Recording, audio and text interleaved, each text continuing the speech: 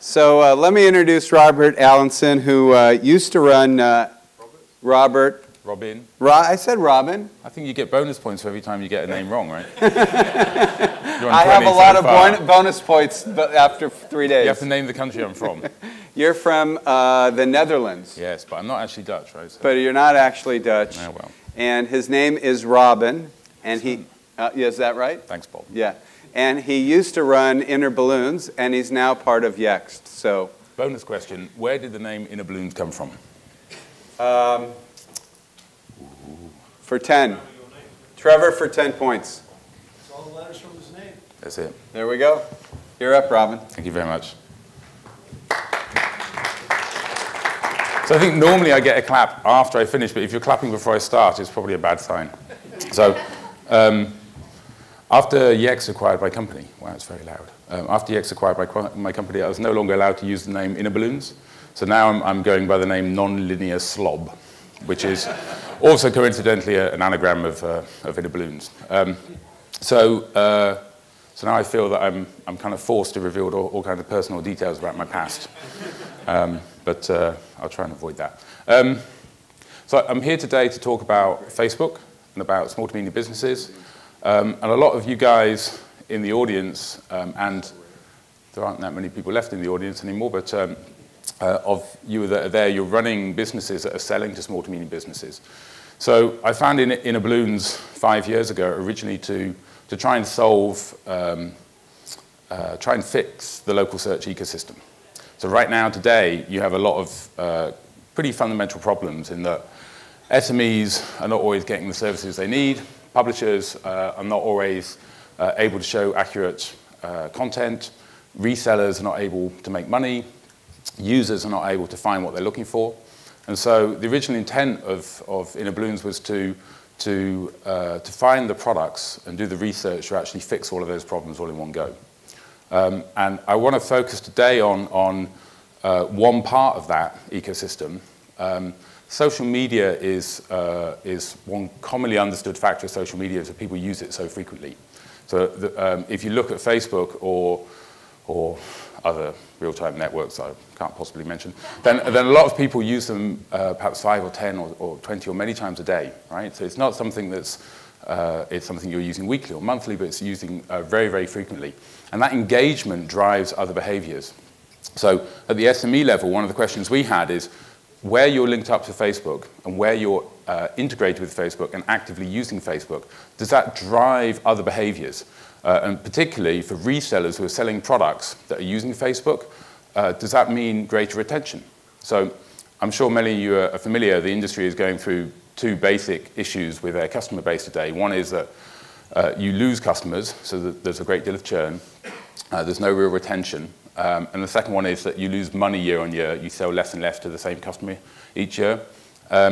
So we were looking at Inner Balloons for a product that would solve those two twin engines of a reseller's growth. So high retention and high return on base, and ideally high net promoter score, and also high margin and high penetration. And actually there are a few products out there that really do that. So we focused in our strategy work on repeatedly recommending the same products, which give you more content for SMEs, that give you more of all of those good things.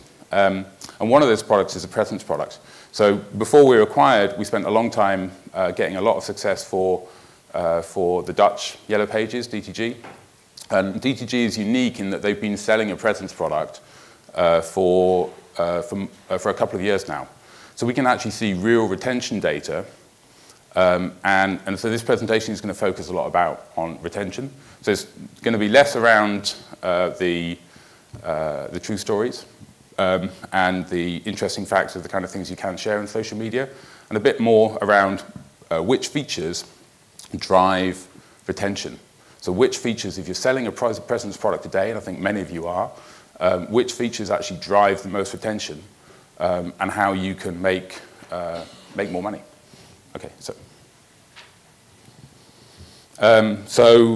what I'll be talking through is why Facebook is a key part of any digital strategy, and not Twitter, and how SMBs are using Facebook at a local level. I feel now I have to say and not Twitter at each point. So I'm by the way, Sugarstaroni on Twitter, if anybody wants to follow me, but I've been retweeting some of the Cinder things, so I think you'll be able to find me relatively easily. But my tweets are not representative of Yext, and are on all kinds of random topics which I happen to enjoy, so your mileage may vary. Talk a bit about how Facebook and Yext have been working together.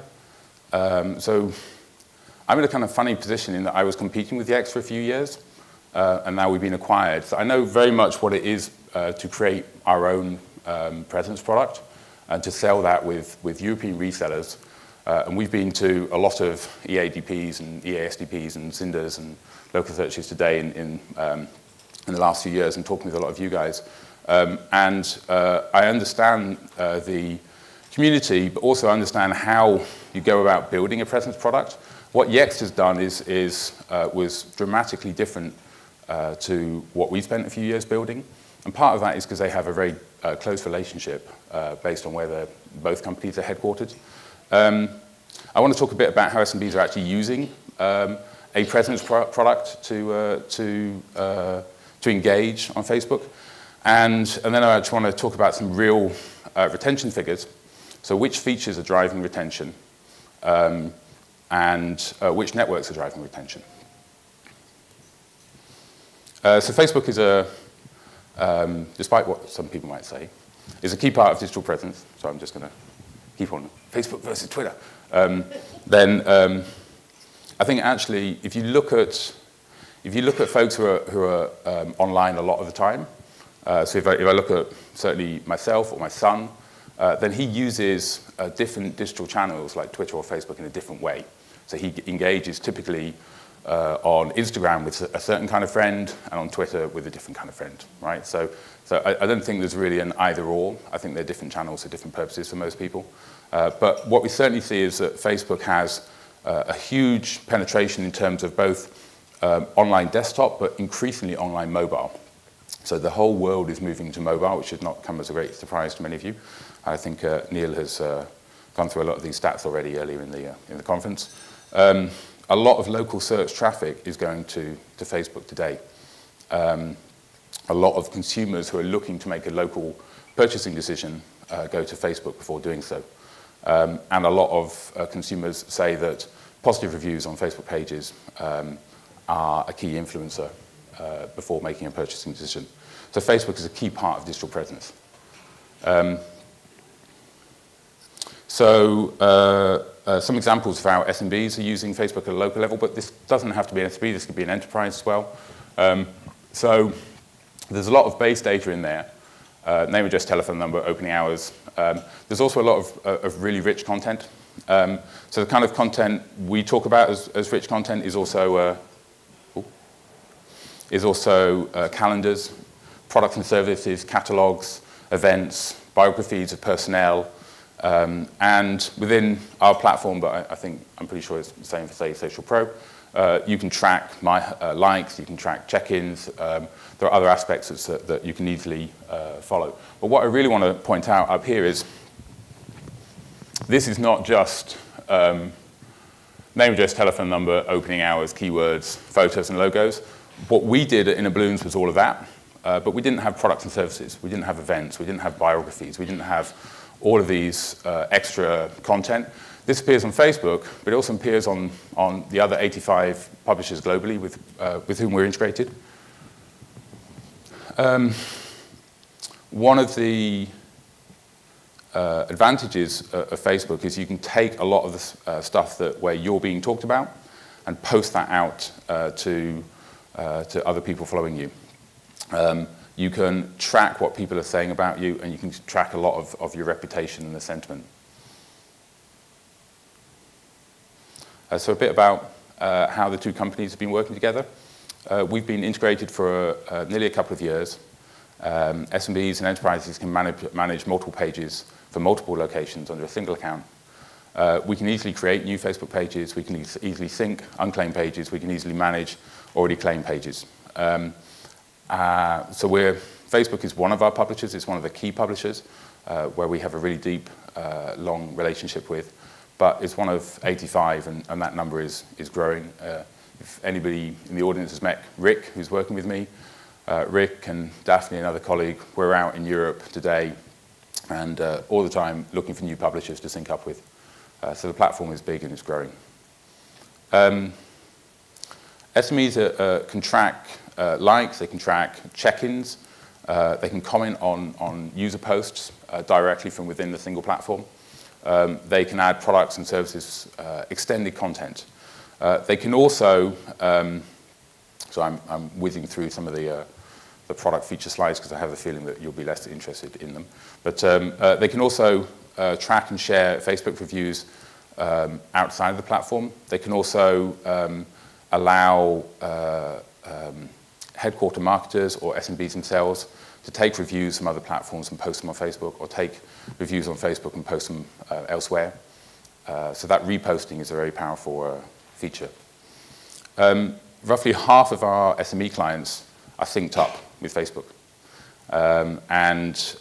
Since we first started the integration, 60% of SMBs are syncing up when we first sign up. So to give you an idea, we had a really good integration with InnoBalloons and Facebook. Of the, I guess we sold 16,000, something like that, 16,000 SMBs using our platform when we were acquired. And of that, there were probably, I don't know, a few hundred tops actually using Facebook actively. And that was simply because it was quite a hassle to get new SMBs on board. So we had to link them up. The way we linked them up, it involved DTG operations people, fulfillment people going through a process. And that was not very successful. So even though we had awesome functionality, nobody was really using it. So it was kind of a Ferrari that was parked in the garage that never got taken for a drive. Right? In contrast, at Yext, that functionality is much lower threshold. It's much easier to get SMEs online on Facebook. And that's a big part of the platform. So actually, there's an awful lot of magic that happens behind the scenes to make it as simple as possible. And that's actually, that engagement drops down, so a quarter of our SMEs are using the platform at least twice a month or more, and that engagement drops down to the bottom line for you guys. So when you're reselling a presence product, driving engagement means driving retention. So the more features that SMEs actually use, the more that they're synced up, the more additional extended content they're using, the higher the retention rate. So we're nearly publishing a case study with DTG. And in the case study, we're actually seeing second-year sign-ups and renewals for the presence product. And those are pretty close to what we used to see in print yellow pages. So high 80% retention, nearly 90% retention year on year. So that kind of value is what's driving one side of those twin engines.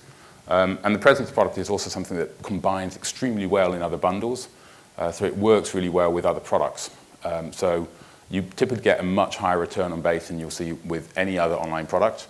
Coupled with that kind of high retention is it's kind of a product or a product proposition that I think everybody is looking for right now.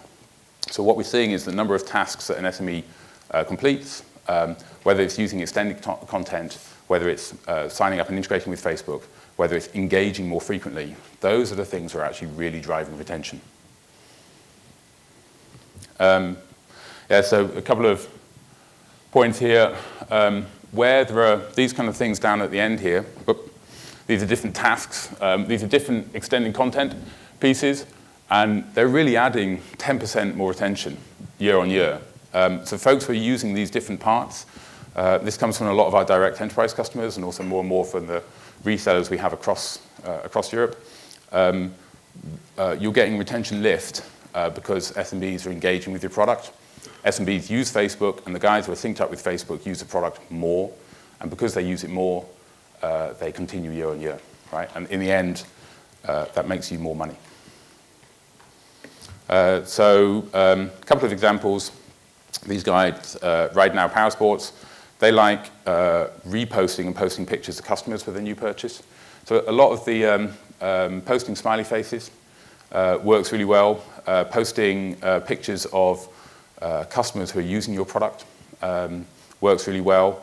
And then posting these kind of links across the network is really good. So you can find places where customers have rated you or reviewed you from anywhere across the 85 publishers, and you can repost it on Facebook and repost it in other places. So that's, again, another really simple way of driving engagement, both the SME to their consumers, but also you to the SME. These guys, homes to move you. And as you can see, it's a very, very emotional page right there. They use Facebook to share the blog section of their website to folks who are looking there. Not everybody goes to the website of an SME. Not everybody goes to the blog of an SME. So you need to actually post to where the consumers of that business are looking themselves, not where you need them to go.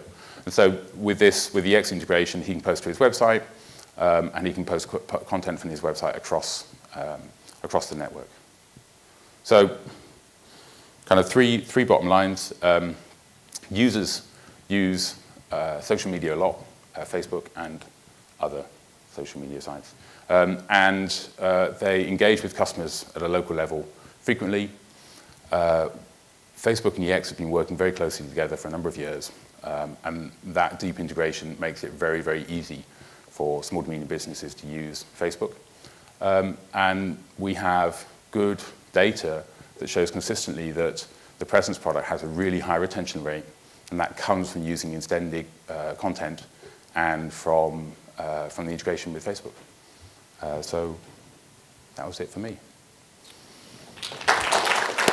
Thank you. Thank you, Robin.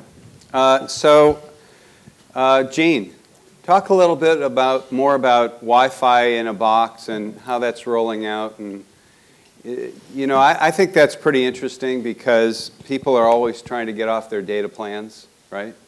So. Well, I think so. Like, and I'm sure, like, with such a wide audience from around the world here today, it's part and parcel of any SME's kind of plan to keep people in the business, attract them in and retain them in. Like, I don't know if I was saying to you previously in the week, but I was in London 2 weeks ago for a tech event. My phone's dying. I need to get online to email the office about some things. And now I can charge my phone with contactless charging at Starbucks. I can use their free Wi-Fi. Yep. I suddenly am enrolled into their membership plan for some amazing new coffee I don't want to buy. So a range of benefits to both them and myself, occurred in the space of, the 30 minutes where I bought 2 cups of coffee. So the point I'm trying to come to with this is, obviously I love coffee, but the second thing is that Wi-Fi is a part of a strategy for an SME. It's this passive way to, engage, attract, and retain as well, and very importantly, retain. What are the economics of that Wi-Fi in a box for an SME? Well, I think how does it work? Well, it's very simple. I mean, when you talk to the tech guys about the complicated way of how it works, they just say you turn it on. Yeah, but then I think the money, how it works. Okay, well, we have different charging plans that are available at, say, highwifi.ie. So in respect to that, merchants get a range of different features unlocked based on their volume of usage. But really what we're selling is a way to increase the value of your existing broadband. Mm-hmm. So for example, we were doing some numbers and very anecdotally, like the growth of business broadband in Ireland has started to go down to single digits. It doesn't look like it's growing that much. Mm-hmm. I think that shows the kind of saturation point has been hit, and I think we all know from selling products to people that when you hit that point, suddenly margins start going down. How do we add more value to keep price up? And I think this is a way that we've found working with some partners with this product and the gang in Open Wi-Fi is that it helps keep your margin in place, on the sales side of it, and then when it hits the store, it gets plugged in. Again, it's that passive way to attract more people in and retain them. And pull their email and then engage with them some more. Exactly. I think, I think we can all, shrug our shoulders and say, how many businesses do we know that are the best kept secret? The best cup of coffee, the best sandwich, the best person that can, re-roof a building, whatever it might be. But in the SME level, in that respect, this just gives them an opportunity to email out to people. And that's something we can support them with our email programs, FCR Mailer. Okay, so thank you Sam, Yes. how many tweeters do you have working for you? I- And how do you manage sort of the quality of what they're doing on your behalf? Because I think, more and more that's going to be a big issue, right? You guys are laughing. No, just because the question went on longer than I was like, okay. Sorry. Which question do you want me to answer first? The first one. How many, and then the quality control issue. Yes, I have 5 on my team now, and I handpicked them from watching them for the past 3 years on Twitter to see what they were doing and to watch how they were behaving, basically. Also, I plan out the tweets for the week, and then they just deliver them. So and I also have it on my phone, every single Twitter account that is under my name, my brand, and so I can check and make sure they're doing their job and stuff. So it's great. So, and since you're very forthcoming, Yes. how do you make money? I make money from running Twitter accounts for businesses who don't have time. Okay. I also wrote a book, Tweet Your Way to Success. Okay. I also have online Twitter workshops I'm working on, so that I also teach workshops all over the place. I train one-to-one consultancy, I do as well. Loads of little strings. Could we do that between where I live in San Francisco and you? I've never been to USA, actually. If you can get me on a Neg, plane, there's I'll an go. Opportunity. I'll get you. If you get me on a plane, I'll go. Neg, LSA, April Great. 21st. Great, I'll be there. Okay. But so then you'll come teach me in San Francisco how to tweet? Absolutely. Okay. And you know what? This is opportunities to come like this all the time to me. I mean, like even, I said the wrong name earlier. Even when Gene tweeted out. I say the wrong name all the time, obviously. when he tweets out something like a picture, or Sven or Sam, who I met earlier, if they tweet out a picture of me speaking, that's actually free marketing for me. Yeah. It's showing people that I actually speak at events. And so I'll probably get another query today now. And when I'm teaching workshops, I always use the hashtag Twitter Magic, so that people who are in my workshops start tweeting straight away using the hashtag Twitter Magic. So when they do that, people see, what's this Twitter magic? And then they have a nosy, because we are nosy. And then I actually get asked to do more workshops after that. So in your wildest dreams, did you ever think you'd be doing this for a living? No, this is the life beyond my wildest dreams, I have to say. But yes, that's how I make money. And my Irish Biz Party community, and I've started British Biz Party now. I don't charge for that, but it's done my profile no harm at all, but I will be charging soon, because I am learning.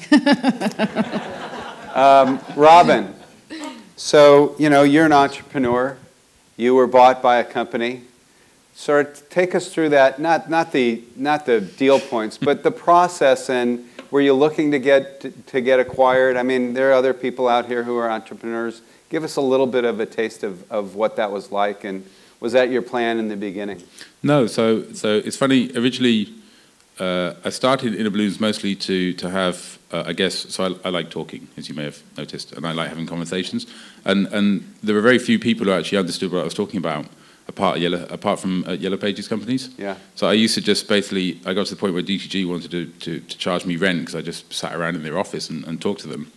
And I did some consultancy work, but I was just doing what I loved.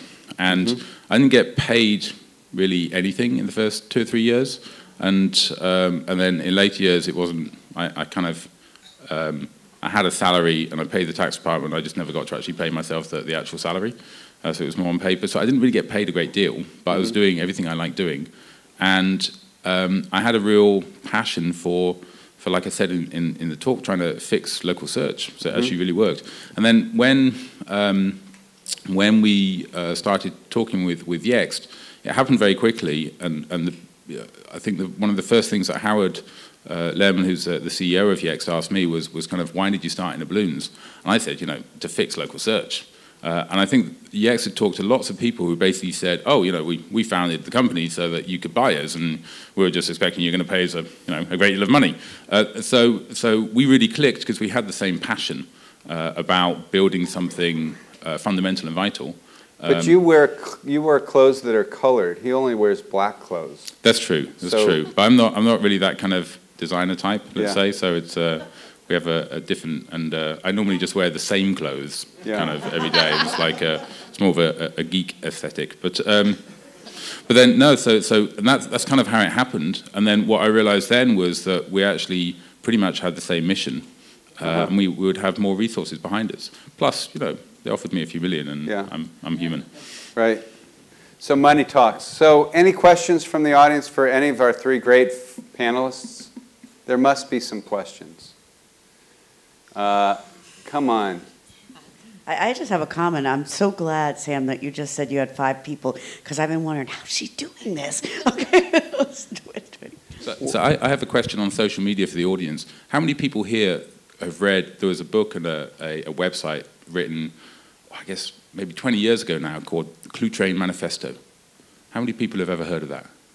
Isn't that the doctor guy? Yeah, well, Yeah. Doc Searles and Doc a few Searles, others. But, yeah. So there's like... But we had the guy in the conference, actually, who did the manifesto. Yeah. Oh, then I better raise my hand. Yeah, yeah. Sorry, I forgot. So if you really want to understand... Actually, we had him. We had him? Yeah. Dublin, Oh, I remember, right. Yeah. So it's well worth, it's free online, it's like 99 rules. It's really talking about how the internet is made to have a conversation. So advertising and marketing is a one-way push, and what a lot of products that we can be selling to our SMEs are about enabling conversations. So I would highly recommend everybody here goes out and reads that, because it's digital strategy in a box. It was also written 20 years ago, which is really profound. If you read it today, it was like it was written for today, for Twitter, for Facebook, Yeah. for social media, for all of the sites we also publish to, and for all of us as publishers. So I think it'll be a great 5 minutes of your time. It's all about the conversation, isn't it? At the end That's of the what day. they tell me. That's what I they mean, tell me. that's what you're doing, Samantha, right? Yeah. You're just having a conversation. It's different than you and I talking, but it's a conversation at the end of the day. Yeah, And you've got to add value to that conversation. Yeah, yeah. Right. I mean, and that could be an introduction, or it could be directing them to the correct site or the correct thing that's going to help them. Yeah. You know, but it's all about engagement Yeah. and interaction. Definitely, yeah. All right, so We have one there is question one back there. question. Hello, yes, I have a question for Samantha. Because you said you are planning your trips, your tweets for the week, right? For all your teams and all this. So the content on the tweet is rather limited. How do you do to come up with new ideas of what to tweet and to be not tweeting all the time the same thing? And I mean, how do you do that? I mean, what's triggering that? Well, I have them planned out that they deliver, but they're actually online today all day. So if someone interacts with a tweet, only 3 out of 10 tweets are ads. So only 3 out of 10 are directing them to the site, directing them to a buy now button, directing them to a click now. So I always recommend 3 out of 10 would be like that. So the rest of them are more like the eclipse is going on today. Like it would be pictures of the eclipse, like things that are current, that are happening. Tunisia, it could, like I wouldn't get into controversial stuff or tragedies either, but you know, we would tweet about other stuff that's going on, not just us, me. We'd also go and find out what our followers are up to. So I asked them, like today I've asked the girls to go in and find out what such and such a follower is up to and see if they're having a bad day, for example. We jump in and we say, oh, what's going on? And start a conversation. So that's how the conversations go on. But the tweets themselves, like I would say, look, we need to push such and such a course this week for independent colleges, or Big Red Cloud has an offer on at the moment. So, you know, we need to push this offer this week and make sure that they sign up to the newsletter. You know, so I have a plan that way, but they're online today. Now, they finish at 3 today, but they're actually contractors. I actually don't have them as employees. So they're delighted. They have their own little agencies, and they're delighted because they're getting the work in. So I pay them, they invoice me every month. So they're getting work, I'm getting work, everybody's getting work. So, Yeah. you know, it works that way for me. Gene, go ahead. Sorry. Like, you know, building on what Samantha said there, I mean, you know, I think it's that thing about being a thought leader. You know, everyone in this room has, you know, a unique angle on the world around them, on the business world around them. Like, that's what we've tried to automate with Social Pro, is that, you know, if you run that cafe, you can, you know, put out coffee recipes, sandwich recipes, whatever it is, things that engage people, that's of interest, and that, you know, reliably, you're, again, that thought leader, and I think that's what it boils down to. So I also think an important part of this is, outside of social media, you actually need to have a voice. So a lot of what I did in the last 5 years is I talked to lots of other guys who'd come from industry. So I was 37 when I founded my startup. And so that's unusual. Most people who found startups are like, I don't know, 12 or some lower age than that. And there's ageism in the industry. So a lot of folks who are mature and experienced when they found their startups, they came to me and said, like, I don't know how to approach this. How should I go about this? I've got an idea. I want to do something. So I work with a lot of startup founders in Holland and in Britain too, and within the industry we're in. And lots of people ask me for advice, and I ask lots of other people.